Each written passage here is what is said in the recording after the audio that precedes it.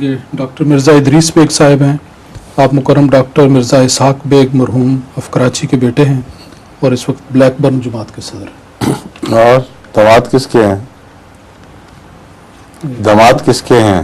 Doctor नज़ीर साहब। हाँ, doctor नज़ीर साहब मरहूम सरदार नज़ीर साहब सर अब्दुल साहब मेर सिंह की पोती से ब्याह हुए हैं। ठीक है ना? हजूर, ये सवाल हज़रत मुस्लिम माऊद रज़ी अल्लाह ताला अन्हु के एक शेर पर है। गैर मुमकिन को ये मुमकिन से बदल देती है, ऐ मेरे फ़लसफ़ी और ज़ोर दुआ देखो तो इसमें जब लफ्ज़ गैर मुमकिन को दुआ करते वक्त सोचा जाए तो किस हद तक गैर मुमकिन को इंसान सोच सकता है? गैर मुमकिन हर चीज़ अपने मुअय्यन माहौल के मुताबिक गैर मुमकिन कहला सकती है और एक और नुक्ता नज़र से वो गैर मुमकिन नहीं भी होती। इसलिए लफ्ज़ गैर मुमकिन की तशरीह सबसे पहले ज़रूरी है।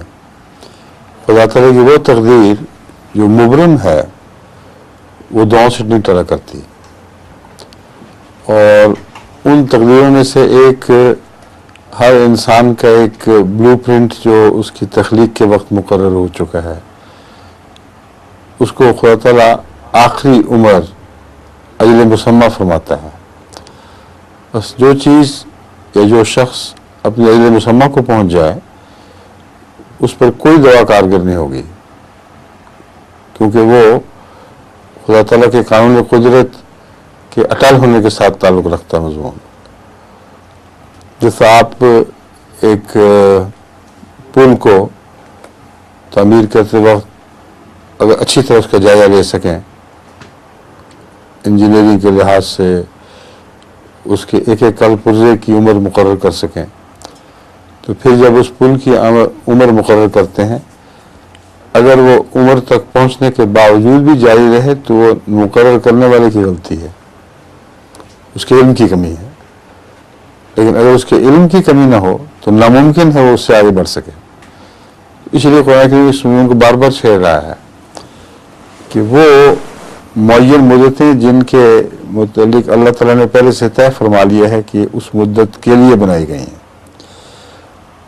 उन तक पहुंचना जरूरी नहीं हर एक के लिए मुमकिन हो।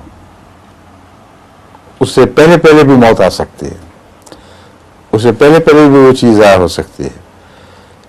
इसलिए जो दुआ है वो पहले पहले काम करती है, लेकिन वो चीज़ जब मुअय्यन मुद्दत को पहुंच जाए तो फिर आगे कुछ नहीं हो सकता।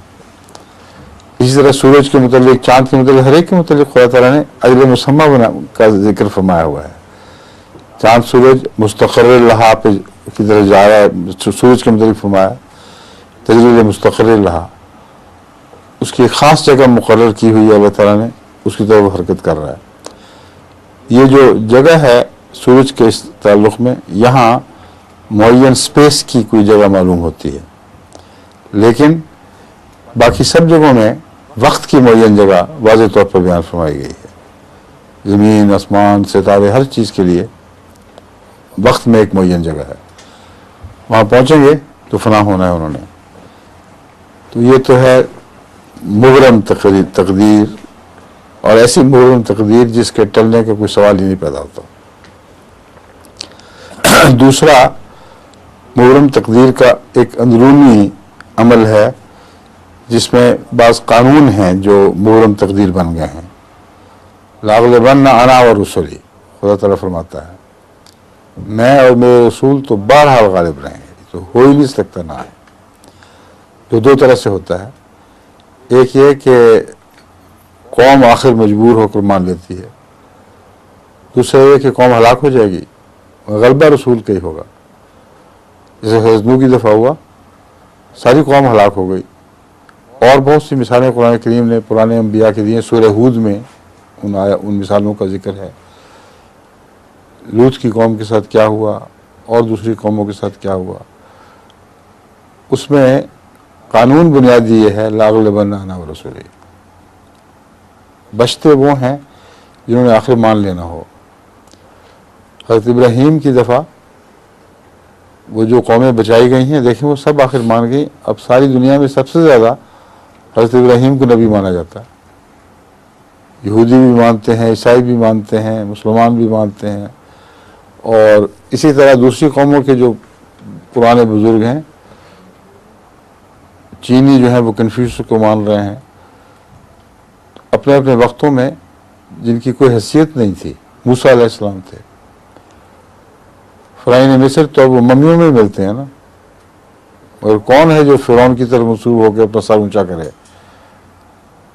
सारी कौमें ख़त्म हो गई, एक मूसा का नाम बाकी रह गया। तो एक तारीख़ इस तरह लिखी जा रही है, अगलबन आना और रसूल की तारीख़ है, और मौरख़ीन इससे बेवकूफ़ी की वजह से गाफिल हैं। हालांकि यही हकीकी तारीख़ है जो गैर मुबद्दल है, अनमिट तारीख़ है। सारी कौमें गवाह हैं अपनी ज़िंदगी के, अपनी ज़िंदा हैसियत के तौर पर गवाह हैं कि हम वही हैं जो मूसा से मंसूब थे, इब्राहीम से मंसूब थे, ईसा अलैहिस्सलाम से मंसूब थे, वगैरह वगैरह। तो ये दूसरी किस्म की तकदीर मुबरम है जो उसकी साख्त से ताल्लुक़ नहीं रखती किसी चीज़ के, बल्कि खुदा ताला के ऐसे कवानीन से ताल्लुक़ रखती है जो उसकी ज़ात की जबरूत से वाबस्ता है। यहाँ उसके गलबा आना, उसकी जबरूत, उसकी ज़ात की जो अज़मत है, उससे एक बात वाबस्ता हो चुकी है। जैसे वो अटल है, उससे ये भी अटल होगी। तो इसी तरह तकदीर के मुख्तलिफ हिस्से हैं, तबक़ात हैं। उसके अलावा बीमारियां हैं बहुत सी, जिनमें बाज़ दफ़ा इंसान समझता है कोई इलाज नहीं। वो जो बीमारियां हैं उनमें अगर खुदा ताला की तरफ से कोई और तकदीर कार फरमाना हो रही हो जिसका हमें इल्म ना हो, तो दुआ किताबें हैं। हमने देखा है बहुत सी बीमारियां ऐसी हैं जिनमें खुदा के फजल से जहाँ गैर मुमकिन चीज़ दिखाई देती थी वो दुआ से हल हो गई, और बाज़ मामूली बीमारियां भी नहीं हल हो सकें। तो ये जो बारीकियां हैं तकदीर की, ये जब दुआ और तदबीर के साथ मिल जाती हैं तो फिर इनका समझना हर तफसील के साथ बड़ा मुश्किल काम है, क्योंकि एक तकदीर वो है जिसको तदबीर और दुआ मिल के फिर बनाते हैं और उस पर असरअंदाज हो जाते हैं। एक तकदीर वो है जिसमें तदबीर सिर्फ अकेली काम कर रही है, दुआ की साथ शामिल नहीं है।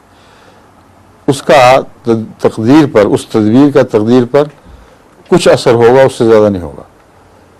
लेकिन जहाँ दुआ शामिल हो जाए वहाँ फिर ऐसी चीज़ें जो मुबद्दल हैं, जिनमें तब्दीलियाँ मुमकिन हैं, उनमें गैर मामूली गहरे असरात मुतरत्तब हो सकते हैं। तो हज़रत मुस्लिम मौद का वो शेर, गैर मुमकिन को ये मुमकिन से बदल देती है, यहाँ ये मुराद नहीं है कि हर गैर मुमकिन मुमकिन से बदल जाएगी।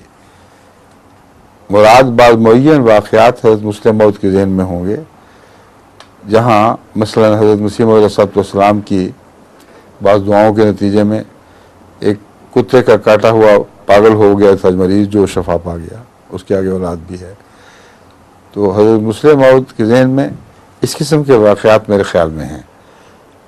वो बातें जो नामुमकिन दिखाई देती थी हज़रत मसीह अलैहिस्सलाम की दुआओं से मुमकिन होती चली गई। कुछ अपनी दुआएं जहन में होंगी, तो वो चीज़ें जो फ़लसफ़ियों को दिखाई जा सकती हैं। देखो तुम्हारे नज़दीक इसका कोई इलाज नहीं था, देखो तुम्हारे नज़दीक लाइलाज होने के बावजूद जब दुआ की गई तो इसका हल हो गया। जैसे कि मैंने एक मिसाल दी थी, वो एक अमेरिकन डॉक्टर की तरफ से की मिसाल दी थी। वो जो मैंने एक दफ़ा मिसाल दी थी उसमें इत्तेफाक से एक ही किस्म के वाक़यात दो जगह से अलग अलग आए हुए हैं, 2-3 जगह से, कई बल्कि ज़्यादा जगह से। उस वक्त जिस शख्स का मैंने बयान किया था उनकी नेशनैलिटी वगैरह बयान करने में गलती लग गई, मैंने हिंदुस्तानी कहा था, लेकिन बाद में मैंने वो ख़त देखा तो वो और था। मगर मैंने ही यही वाक़यात जिसकी मैं बात कर रहा था वो बहुत सी जगह हो चुके हैं। यानी प्लेसेंटा प्रीविया का आगे यूट्रस के मुंह के साथ जुड़ जाना और बच्चे का एडवांस होकर इस उम्र तक पहुंच जाना कि वो अब पैदा होने वाला है, जब वो आहिस्ता आहिस्ता खुलना शुरू हो जाता है, वो ब्लीडिंग अभी पूरी एक्सेसिव नहीं मगर इतनी ब्लीडिंग, यानी इतना खून का अखराज शुरू हो गया कि डॉक्टरों ने कहा कि अब जल्द से जल्द अस्पताल पहुंचो और ऑपरेशन से होगा, या उससे कुछ पहले की बात। डॉक्टरों को समझ आ गई कि अब मामला ऐसा है, इसमें लाजिमन बच्चे की माँ की जान का ख़तरा भी है, बच्चे का भी ख़तरा है, और ऑपरेशन के सिवा चारा कोई नहीं। अब यहाँ जो मैं बात बयान करना चाहता हूँ, पहली दफ़ा जो दरियाफ्त हुआ है उसका इलाज, वो इलाज दुआ से दरियाफ्त हुआ है। ऐसे मरीज़ के लिए परेशानी की हालत में दुआ की गई और फिर दवा दी गई, दुआ ने काम किया। अब वो दवा जिसने काम किया है उसको मैं आगे देता हूँ तो काम करती है। तो साबित हुआ कि यहाँ दुआ और तदबीर दोनों इकट्ठी हुई हैं। दुआ के ज़रिए तदबीर दिखाई गई है और वो तदबीर आम कानून कुदरत है। अभी हमारी मिसेस हफीज़ भट्टी चीरी बेगम ने ये मेरा जो प्रोग्राम था सुनकर मुझे भिजवाया कि एक ख़त भेजा है कि बैनी ये वाक़या फ़लाँ मरीज़ा के मुतालिक फ़लाँ जगह का हुआ है। उसने इनको ख़त लिखा था, इन्होंने जवाबन होम्योपैथिक दवाई तजवीज़ की और वो अल्लाह ताला के फजल के साथ उसी तरह काम किया। बल्कि उसमें उसने लिखा है कि डॉक्टर ने कहा था कि ना, डॉक्टर नहीं, उसने लिखा है कि हुआ ये कि जब बच्चे के दिन करीब आया और डॉक्टर ने जोर डाला कि फ़ौरन अस्पताल पहुंचो, तो एक दिन शदीद दर्द उठी पेट में और हरकत सी हुई और एक जगह ख़ास तौर पर बहुत दर्द उठी। तो डॉक्टर के पास गई फ़ौरन। तो लेडी डॉक्टर ने जब एग्जामिन किया तो उसने कहा ये ऐसी बात है जो आज तक मेरे इल्म में कभी नहीं हुई। तुम्हारा प्लेसेंटा प्रीविया वहाँ से उखड़ा है, जहाँ लगना चाहिए वहाँ जाके लगा है। जब वहाँ लगा है तो उस वक्त में उसकी दर्द हुई है, उस स्पॉट पर दर्द हो रही है इस वक्त। और ये बातें ना उसी शेर के ताबे हैं, गैर मुमकिन को मुमकिन से बदल देती है। ऐ मेरे फ़लसफ़ियों ज़ोर दुआ देखे तो, मगर ज़ोर दुआ बाद दफ़ा कानून कुदरत दिखाने में काम आता है। और ये मज़मून और सूरतों में भी हमारे सामने है। मसलन हमारे थे ना, हमारे सिंधी मोल साहब, क्या नाम था उनका, पेशावर बशीर साहब के वालिद,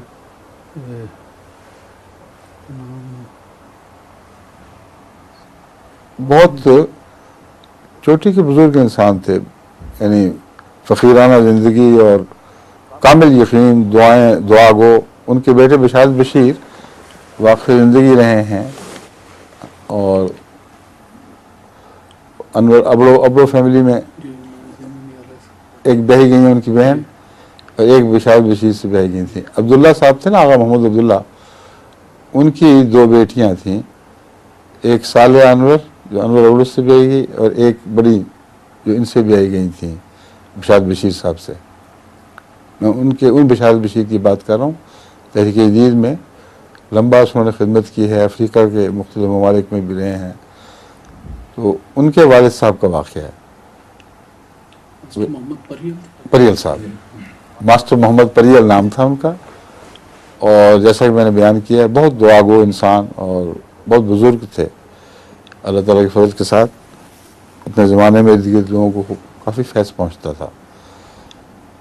उनकी बेगम को यूट्रस का कैंसर हो गया, यानी रहम का कैंसर, और ऐसी हालत तक पहुँच गया कि लेडी डॉक्टर ने कहा कि अब इसका कोई इलाज नहीं है, इसका मरना ही मरना है, बस और कोई सूरत नहीं। ये वो ज़माना है जबकि अभी ऑपरेशन करके निकालने का रिवाज इतना आम नहीं था, यानी यूट्रस को पूरी तरह डिसेक्टमी करके निकाला नहीं कर जाता था। कोशिश करते थे डॉक्टर, फिर वो ऑपरेशन करके थोड़ी सी जगह निकालते थे, मगर वो अभी तक उसके फैलने को रोक नहीं सकते थे निकाल के। मगर बाद उस ज़माने में उस इलाके में तो फिर मेडिकल केयर की तो वैसी बुरी हालत थी। तो लेडी डॉक्टर ने या डॉक्टर ने उनको कहा कि तुम्हारी बीवी एक हफ्ते से ज़्यादा की मेहमान नहीं है, अब नहीं बच सकती।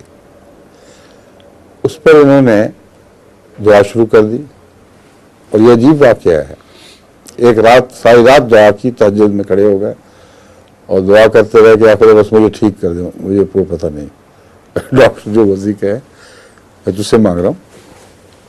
और अचानक कश्फी हालत हुई और एक बूढ़ी जिसको आप सुची बूटी कहते हैं, वो बूटी नाचती ही आगे सामने आ गई और उसने कहा मुझे इस्तेमाल करो। अब वो ड्रामा हो कहते हैं उसको सिंध में, उस इलाके में कम से कम उस बूटी का नाम ड्रामा हो था और वो इर्द गिर्द उगी हुई थी। वह गुमान में भी नहीं था उनके कोई ये कोई चीज़ ऐसी है और ना पूरा तजुर्बा था क्या करना है। बहरहाल उन्होंने, वो बहुत कांटेदार झाड़ी सी होती है, मैंने भी उसको कई दफ़ा पकड़ने की कोशिश की है, यानी इकट्ठी की है, तो बहुत चुभते हैं कांटे हाथों को। वो उन्होंने तोड़ी, उसको ड्राई किया, कूटा और रात को एक चुटकी भर, बड़ी सी चुटकी लेके 1 गिलास पानी में डाल दिया और सुबह निचोड़ कर उसको पानी को 3 हिस्सों में किया। आज एक दफ़ा दिया, फिर दोपहर को खाने के साथ, फिर शाम को, और 1 हफ्ता इसी तरह इस्तेमाल कराते रहे। और 1 हफ्ते के बाद बजाय इसके कि वो बीवी मरती, वापसी की सारी इलामतें पैदा हो गई पूरी जोर से। खाना पीना, खेलना, हंसना सब शुरू हो गया। वो जारी रही दवा, कोई और इलाज नहीं हुआ, बिल्कुल ठीक ठाक। उसके बाद जितने वो जिंदा रही हैं वो आम तरीके में रही हैं, इस कैंसर से नहीं मरी। ये जो वाक़या था, ये भैमुनव्वर हमारे जो बड़े भाई डॉक्टर थे, उनके इल्म में जब आया तो उन्होंने फिर यूनाइटेड नेशंस के मुतल्लिका इदारे को भी भेजा था और उस पर एक इंटरनेशनल मैगजीन में एक आर्टिकल भी शाया हो चुका है इसी बात पर कि डॉक्टरों ने जब इस बूटी की तहकीक की तो इसको मुफीद पाया, यानी यूट्रस के कैंसर में वाक़यातन मुफीद देखा गया। अभी कल ही मेरे पास एक खातून आई थी जिनकी यूट्रस के कैंसर की तकलीफ थी और उन्होंने मुझे बताया कि मैं यही खा रही हूँ और अब वो लेडी डॉक्टर को दिखा के कहते बिल्कुल ठीक ठाक, कोई तकलीफ नहीं। अब मैंने कहा जारी रखें इसको भी। तो ये दूसरी मिसाल है उसी बात की कि दुआ के ज़रिए आपको एक दवा दिखाई देती है और वो दवा कानून कुदरत के अंदर मौजूद इसीलिए है, आपको पता नहीं। चुनांचे वो जब इस्तेमाल करते हैं हर दफ़ा काम करती है, तो हर मरीज़ के लिए दुआ तो नहीं की जा रही, मगर दुआ ने जो दवा दिखाई वो दुरुस्त थी, समझे। तो एक और तरीक़ा है ये गैर मुमकिन को मुमकिन से बदलने का। बड़ा लंबा मजमून है, मगर आपका एक ही सवाल है जो अगर इसी में लगे रहे तो फिर बाकियों को वक्त नहीं मिलेगा। ठीक है, फरमाइए।